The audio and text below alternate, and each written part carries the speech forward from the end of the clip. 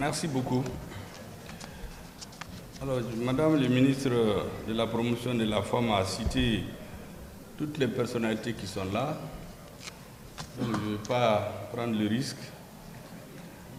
de faire cet exercice parce que je crois qu'elle maîtrise le dossier là mieux que moi. Donc, je m'associe à tout ce qu'elle a appelé. Sauf que je voudrais insister particulièrement sur ces trois collègues des pays de l'AES et de la Guinée. Leur présence ici est extrêmement importante parce que vous imaginez que dans chaque pays, le 31 juillet est célébré. Mais qu'ils laissent les activités chez eux ou qu'ils les confient à d'autres collègues et répondre à leurs collègues du Mali, c'est quelque chose que j'apprécie à sa plus haute valeur. Parce que chacun pouvait dire qu'il a aussi le 31 juillet chez lui. Je voudrais aussi saluer la présence remarquée des ambassadeurs, des représentants des missions diplomatiques qui sont présents. Je regarde bien tous ceux qui sont là, je vois que les femmes ont pris le pouvoir dans le milieu diplomatique, en tout cas dans cette salle. Elles sont nombreuses et l'ambassadeur qui est à côté d'elle doit être heureux parce qu'il est très bien entouré, l'ambassadeur de Palestine. Alors je voudrais les saluer particulièrement en plus de nos autres qui sont venus de Guinée et des pays de l'AES. Mesdames et messieurs, je voudrais tout d'abord commencer par saluer tout le monde au nom du président de la transition, chef de l'État, le colonel Assimi Goïta. Saluer de façon particulière en son nom, comme je l'ai dit, nos illustres invités. Lorsque nous lui avons rendu compte de la tenue de cette cérémonie, de la part de Madame le ministre, il m'a chargé de vous parler spécifiquement de son soutien et de ses salutations à toutes les femmes du Mali et à travers vous à toutes les femmes d'Afrique qui se battent au quotidien pour l'amélioration des conditions de vie des Africains. Donc, mesdames les femmes, j'allais dire mesdames et messieurs, parce que quand on parle des femmes, on parle toujours des maris, hein, parce que c'est très important que vous ayez toujours une femme à côté, sinon vous vous perdez dans la nature. Mesdames les femmes, donc, votre soutien le plus sûr et le plus visible dans le gouvernement, c'est d'abord le président de la transition. Je crois que le ministre de la Femme et le ministre de la Culture, comme on dit souvent chez nous, ils font beaucoup les malins dans le gouvernement parce qu'ils savent que leur premier allié, c'est le président. Parce qu'il nous dit toujours que sans la culture, rien n'est possible. Et sans les femmes aussi, rien n'est possible. Vous savez, il a même instruit au niveau du gouvernement que chaque fois qu'un ministre veut nommer plus de 3 personnes et plus, il faut qu'il y ait une femme. Si vous amenez 3 personnes, il n'y a pas une femme dans le groupe, les nominations ne passent pas. Donc ça veut vous dire clairement qu'il est votre premier soutien.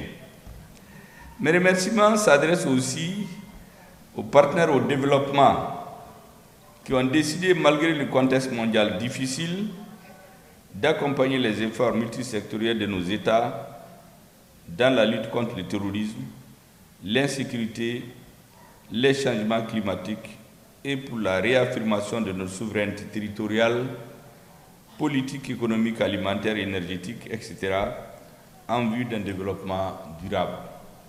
Monsieur le représentant de l'UNESCO, ces messages, je les adresse à vous et le ministre m'a indiqué effectivement tout le soutien dont elle bénéficie de votre part.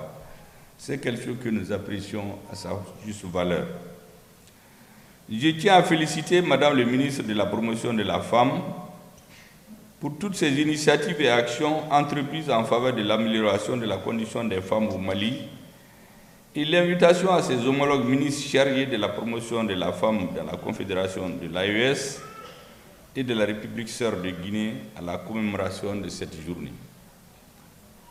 Elle est fille d'enseignante, elle-même enseignante, donc le mari a intérêt, quelle que soit la fonction qu'il fait, à dire que lui aussi il est enseignant. Sinon, il risque d'avoir des problèmes. Donc j'espère qu'il m'entend. Monsieur le mari de l'enseignante, il faut vous convertir, en plus de votre profession, à la fonction d'enseignant aussi. Donc merci madame, la fille de l'enseignante, elle-même enseignante, et mari et femme de l'enseignant. Je félicite la présidente, la vice-présidente de l'Organisation panafricaine des femmes, dont je salue l'engagement. Elle est là. Beaucoup vont être étonnés. Je l'ai recrutée dans mon cabinet sans même la connaître. Je l'ai vue la première fois où elle est rentrée dans mon bureau pour me présenter son décret, pour me remercier. J'ai juste demandé qu'on me trouve dans l'administration malienne une personne qui peut vraiment nous aider utilement pour qu'on soit très attentif à tout ce qui se fait dans le domaine des femmes. D'ailleurs, dès la fin de cette rencontre, elle doit s'envoler pour aller en Afrique centrale. Bien sûr avec l'accord de Madame le ministre de la Promotion de la Femme et ses orientations, parce qu'il est très clair que c'est elle qui détermine la politique nationale en matière de femmes. Mesdames et messieurs, le 31 juillet 1962 est une date historique dans l'engagement et la détermination héroïque des femmes aux côtés des chefs d'État africains, des chefs d'État et de gouvernement pour la reconquête de la dignité, de la souveraineté et de l'unité des peuples. La commémoration de la journée panafricaine des femmes sous le thème, je cite, des institutrices d'hier aux enseignantes d'aujourd'hui, les femmes à l'avant-garde de la refondation à travers l'éducation, fin de citation, témoigne de la reconnaissance du rôle que les femmes ont de tout temps joué dans l'émancipation de l'Afrique à travers leur apport dans l'éducation des enfants et des citoyens. J'allais dire même dans l'éducation de leurs maris. Vous savez, il y a beaucoup, c'est leurs femmes qui les redressent. Il y a des hommes qui sont perdus souvent, mais c'est madame qui les ramène sur le droit chemin. Ou bien, c'est lorsqu'ils se mettent ensemble qu'ils commencent à être droits dans ce qu'ils font. Donc, je vous dis l'importance, l'influence de la femme, ce n'est pas seulement sur les enfants, mais c'est aussi sur nous les hommes, pour nous permettre d'être lucides, prendre des bonnes décisions et aller dans le bon sens. C'est pour cela d'ailleurs dans beaucoup de milieux chez nous, un homme, tant que vous n'êtes pas marié, avoir une femme à côté, on considère que vous êtes encore mineur. Il faut que vous soyez marié pour qu'on vous prenne au sérieux. Et donc, c'est pour vous dire tout le rôle que la femme joue dans la société nationale. Depuis la rectification, mesdames et messieurs, de la trajectoire de la transition, le Mali a emprunté un chemin de non-retour pour la réaffirmation de notre souveraineté par le recouvrement total du territoire national, la montée en puissance des forces armées et de sécurité, le départ des forces étrangères, bon, qui étaient là. Vous savez, les Maliens ne comprenaient pas, on nous a mis un grand voile et on s'est retrouvés de 2013 à 2018 avec des forces internationales. Et on s'est retrouvé à un moment avec 55 000 forces armées au Mali. Et comme par hasard, le terrorisme a progressé proportionnellement de l'extrême nord du Mali, au moment où il n'y avait que les forces armées maliennes qui n'étaient même pas équipées. Le terrorisme s'est retrouvé avec 80% du territoire, au même moment où les forces internationales croissaient MINUSMA, Barkhane, Takuba, G5 Sahel, EUTM, ECAP, que sais-je encore. Nous avons bien regardé et nous avons décidé d'enlever ces fameuses lunettes en bois, comme je les ai appelées, et regarder droit, et nous leur avons dit de quitter nos territoires, fraternellement, pour que notre peuple puisse regarder droit vers l'avenir. Mesdames et messieurs, la création de l'Alliance des États du Sahel, de sa sortie du giron de la CEDEAO et de la fondation de la Confédération de l'Alliance des États du Sahel le 6 juillet 2024 à Niamey. C'est une date historique, je crois que tous les Maliens doivent retenir comme la date du 22 septembre 1960. Je crois qu'à terme, ça va être une date que d'autres Africains vont retenir, parce que ma conviction, c'est que l'AES va s'agrandir. Si les trois pays gèrent bien leur pays, les peuples vont amener les autres gouvernements à aller vers l'AES. Et donc, nos présidents ont posé une pierre importante dans la grande histoire de l'Afrique. Sur ces différents chantiers de la refondation, mesdames et messieurs, les femmes ont été toujours à l'avant-garde des réformes. Elles sont restées debout et très actives aux côtés des hommes pour contribuer à bâtir les chantiers ouverts par les recommandations des Assises nationales de la refondation. Comment pourrais-je ne pas rendre hommage ici à toutes ces braves femmes qui sont aux avant-postes du gouvernement de transition? Je les appelle affectueusement, mais avec beaucoup de sincérité, les Amazones de la transition, car elles occupent et ont occupé les postes ministériels stratégiques comme les transports, les infrastructures, les réformes politiques et institutionnelles. Vous savez que pratiquement c'est une revendication majeure des Maliens. La promotion de la femme, évidemment. Mesdames et messieurs, vous savez, derrière chaque homme, on le dit trivialement, mais moi j'en suis convaincu, derrière chaque personnalité importante dans sa réussite, vous trouverez qu'il y a une femme discrète, mais très efficace. Sans une femme qui vous appuie dans vos actions, qui vous comprend, qui vous conseille et souvent qui vous guide, aucun homme ne peut réussir. Mais elles ne font pas beaucoup de bruit et c'est ça leur force. C'est pour cela que souvent les hommes ont l'impression que c'est le sexe fort. En réalité, ça c'est un peu pour la façade. Mais derrière les rideaux, on sait qui est fort.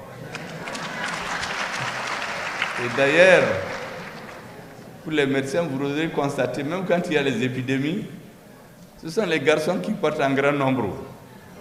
Les filles sont plus solides. La femme supporte plus de douleurs, plus de problèmes dans la vie, plus de charges que les hommes. Et c'est pour cela que c'est sur elle, en réalité, que repose la vie d'une société. D'ailleurs, chez nous, vous savez, quand on est très méchant avec un homme, on ne lui souhaite pas d'être pauvre, d'être malade. On lui dit, si vous avez une mauvaise femme, c'est la plus grande maladie pour un homme. Si vous n'avez pas une femme avec laquelle vous comprenez, vous ne pouvez pas réussir. Quand vous voulez modérer un homme là, il ne faut pas aller chez les marabouts là. Dites-lui seulement que vous avez une mauvaise femme. Il va vous dire, Allah Kama, laissez-moi en paix, je suis d'accord avec vous. Parce que c'est de ça que tous les hommes ont peur. Quand vous avez une femme avec laquelle vous ne comprenez pas, même vos affaires ne peuvent pas marcher. Il vaut mieux en ce moment vous séparer, que chacun mène sa vie. Mais vous ne pouvez pas réussir tant qu'à l'intérieur de la famille, les choses ne marchent pas. C'est même l'islam le dit. Il faut d'abord vous entendre pour que les choses marchent. Je voudrais ici, mesdames et messieurs, saluer de façon particulière nos braves filles, sœurs, épouses et collègues, les femmes qui continuent de faire la fierté personnelle. Moi, je suis très fier des femmes avec lesquelles nous travaillons. Je voudrais de façon particulière nommer ici les anciennes ministres, Madame Diawara Awa-Paul Diallo. C'était vraiment notre grande sœur. Et pour certains même, elle était la cousine de tout le monde. Je voudrais parler aussi de Madame Sidibé Dédé Ousmane. Je voudrais parler de Madame Djiminatou Sangaré.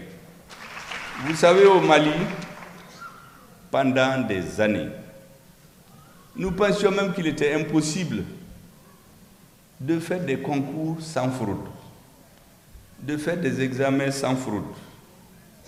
Eh bien, Madame Awa-Paul Diallo, Madame Diawara Awa-Paul Diallo et Madame Sidibé Dédé Ousmane nous ont démontré que pour le Mali, pour les Maliens, rien n'est impossible. Depuis 30 ans, c'est avec l'arrivée de ces femmes, avec les choix portés sur elles par le président de la transition et nous-mêmes, qu'elles ont démontré aux Maliens qu'on peut faire des examens propres, passer proprement, faire des concours propres et passer proprement. D'ailleurs, Awa-Paul Diallo a eu une grande chance parce que c'est un de ses collaborateurs qui a pris le flambeau lorsqu'elle a quitté le gouvernement. Djiminatou et Madame Sidibé sont aujourd'hui ambassadrices. Elles vont représenter le Mali à l'extérieur. Je leur souhaite bonne chance. Elles font la fierté de notre pays. Bien entendu, je ne peux pas ne pas parler de celles avec lesquelles je suis tous les jours. Vous savez, on a notre doyenne. On vous dit que dans un pays, quand vous n'avez pas l'électricité, vous ne pouvez rien faire. Le développement là commence par l'électricité. Est-ce que vous savez que l'électricité chez nous, c'est dans les mains d'une femme aujourd'hui? Donc elle tient le Mali. Sans elle, on ne peut rien faire. On est en train de parler, les micros sont... Coupez le courant seulement, il n'y aura rien après. Vous n'entendrez rien. Je voudrais la saluer de façon particulière. Bien entendu, il y a à côté d'elle la brave Madina, Madame Dambélé Madina Sissoko, et les ingénieurs des travaux publics ont peur d'elle. Quand je la vois à la télé en jean sur les chantiers, je crois que tous les ingénieurs et les ouvriers là, ils se cherchent. Un jour, il y a, au niveau d'un hôtel, il y a des étrangers qui sont venus me voir pour se plaindre. Je crois qu'ils s'attendaient à même des dédommagements de plusieurs centaines de millions. Et bien, je lui ai dit, attendez, moi je ne suis pas de ce domaine-là. J'ai appelé Madame le ministre. Elle a porté ses jeans et elle est descendue sur le chantier. Après, le blanc là est venu me dire, ah, banane, c'est fini, Elle les a coincés avec ses ingénieurs sur le chantier et elle leur a démontré que le Mali ne doit rien à personne. C'est eux qui ont tort. Donc finalement, la paix a changé de camp. C'est eux qui cherchaient la paix avec le gouvernement. Et même maintenant, vous avez vu récemment quand le président a lancé la stratégie de digitalisation du système financier du Mali. Elle est en train de faire des miracles aujourd'hui. Pratiquement par anticipation. Il y a des domaines où pratiquement à moins d'un mois, l'État a multiplié par 10, par 20 les recettes. Pour vous dire qu'on ne peut qu'être fier de ce qu'elle fait tous les jours. le colonel Assa Ba Diallo, elle est militaire, mais en réalité, elle est dans l'humanitaire très souvent. Vous ne l'avez pas vu à Bla? Lorsque là-bas il y a les inondations, tout le monde se cherchait.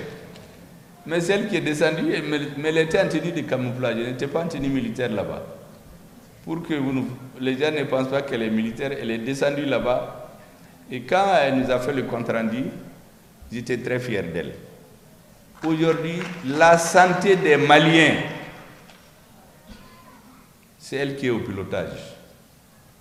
J'ai été récemment dans une ville du Mali où les gens étaient venus se plaindre des appareils de dialyse. Et avec les informations qu'elle m'a données, comme on dit trivialement, j'ai mis les gens à leur place. J'ai dit, mais vous là, les dialyses, ça fait 300 000 francs. Elle vous a amené ça gratuitement, avec l'aide du président. Dans des pays voisins, ça coûte 300 000 francs. Donc les gens quittent les pays voisins, ils viennent chez vous. On laisse les Maliens mourir. Et puis on prend 300 000 francs avec ces étrangers. J'ai dit aux gens, vous fermez les yeux sur ça. Donc ne venez pas vous plaindre auprès du gouvernement. Mettez de l'ordre chez vous d'abord. Donc elle a donné des matières de dialyse avec l'appui du président un peu partout. Et imaginez, c'est notable quand je leur ai dit ça, la discussion n'a plus continué. Parce que c'était très clair que l'État malien, avec spécifiquement le président de la transition, fait beaucoup dans le domaine de la santé. Beaucoup d'infrastructures sanitaires sont aujourd'hui en train de voir le jour qui n'existaient pas. Quand la transition survenait, vous vous rappelez, dans les marches, les manifestations, les meetings jusqu'au changement de régime, qu'est-ce qu'on demandait? Réformer le pays. La CEDEAO est venue ici en 2018. Après une semaine, ils ont déposé un rapport. N'organisez plus des élections en République du Mali sans faire des réformes politiques et institutionnelles. Malheureusement, l'État n'avait pas entendu en son temps. Mais dès que le changement a eu lieu, surtout après la rectification, il y a un ministère spécifique qui a été créé spécifiquement pour les réformes politiques et institutionnelles. Est-ce que vous savez que c'est une femme que ça a été confié? C'est une femme qui est en train de conduire, d'être à la tête des réformes politiques et institutionnelles à la République du Mali. Donc le renouveau du Mali, c'est encore dans les mains d'une femme. Bien entendu, tout ce qu'on fait là, c'est pour travailler. Moi, j'étais là il y a quelques semaines avec les entrepreneurs, avec les gens qui font les métiers, tous ces gens qui meurent dans les océans. Mais en réalité, s'ils avaient des métiers chez eux, est-ce que vous savez que dans ces grands pays-là, moi j'ai été chez certains, ceux qui font les métiers ordinaires, les plombiers, les caroliers, ils sont plus payés que les ingénieurs. Là-bas, quand on te fatigue, là, tu vas apprendre des métiers. Et c'est eux qui font les sociétés. Quand vous partez en Suisse ou en Allemagne, la société est basée sur ce que nous appelons les petits métiers. En fait, ce n'est pas des petits métiers. Si tu es président ou premier ministre là, mais si tu te lèves, ton robinet ne marche pas. Tu ne peux pas te voir dans le miroir. Tout est sale chez toi. Mais tu vas te rappeler en ce moment que les plombiers, les menuisiers, là, ceux qui font les carreaux et les petits métiers, là, que la société ne peut pas marcher sans eux. Celle qui est en train d'encadrer les Maliens pour leur donner le goût du travail, le goût de l'entrepreneuriat, c'est encore une femme qui le dirige dans notre gouvernement. Je les ai félicités de façon spécifique ici. Bien sûr que Madame le ministre de la Femme, l'enseignante, fille de l'enseignante et certainement femme de monsieur l'enseignant, j'espère qu'il m'entend, il faut ajouter ça à votre statut, elle nous fait plaisir. Quand elle m'a dit qu'elle a invité ses 3 collègues des 2 pays de l'AES et de la Guinée, je lui ai dit que vous avez été très bien inspirés. Aujourd'hui, tout ce que nous faisons, nous devons le faire avec nos amis de l'AES. L'AES, il faut que ça rentre dans les esprits maintenant. La Guinée n'est pas dans l'AES, mais les Maliens ne peuvent jamais oublier la Guinée. Quand on a voulu nous étrangler, certains ont voulu nous couper le souffle. C'est la Guinée qui nous a donné le ballon d'oxygène. D'ailleurs, ce n'était pas étonnant. Certains de nos anciens dirigeants disaient que la Guinée et le Mali, c'est les poumons d'un même corps. Je pense que la Guinée a démontré cela à tous ceux qui ne comprenaient pas ce que ça voulait dire.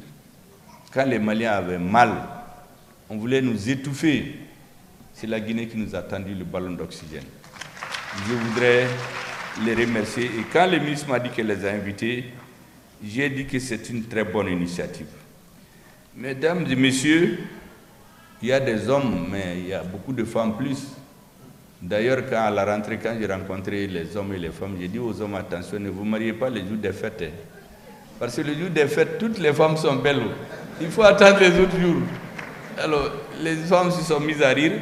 Donc, j'ai dit, mesdames et messieurs, les femmes sont au début et à la fin de tout. Ce sont des véritables soldats de la paix et du développement. Elles sont nos grand-mères, nos mères, nos épouses, nos filles. Elles sont dans le corps de nos forces armées de défense et de sécurité. Elles sont épouses, mères ou filles de nos braves soldats qui se battent au quotidien.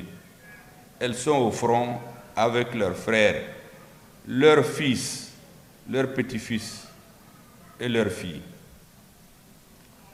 Vous savez, en tout cas, moi, je fais partie des hommes qui ont peur des femmes. Quand on dit ça à des gens, on a dit à des hommes qui ont peur des femmes. Il y en a qui sont les... Moi, je n'ai pas peur des femmes. Il y a d'autres qui ont dit, non, ils ont peur des femmes. On dit, c'est les hommes. En tout cas, moi, je suis parmi eux. Les femmes, c'est les seules personnes. C'est une femme qui vous porte pendant 9 mois. C'est elle qui vous voit nu, petit, là. Vous devenez président ou roi, là. Mais il y a quelqu'un qui vous a vu petit, nu. Ça, c'est votre mère. C'est lui qui vous apprend les premières... on montre les dessins animés, là. Nous qui sommes venus de loin, il y a un ministre qui me disait, vous, les Boyorodiens, là, comment vous êtes intelligents? Parce qu'eux, ils regardent les dessins animés. Je lui ai dit, nous, c'est nos...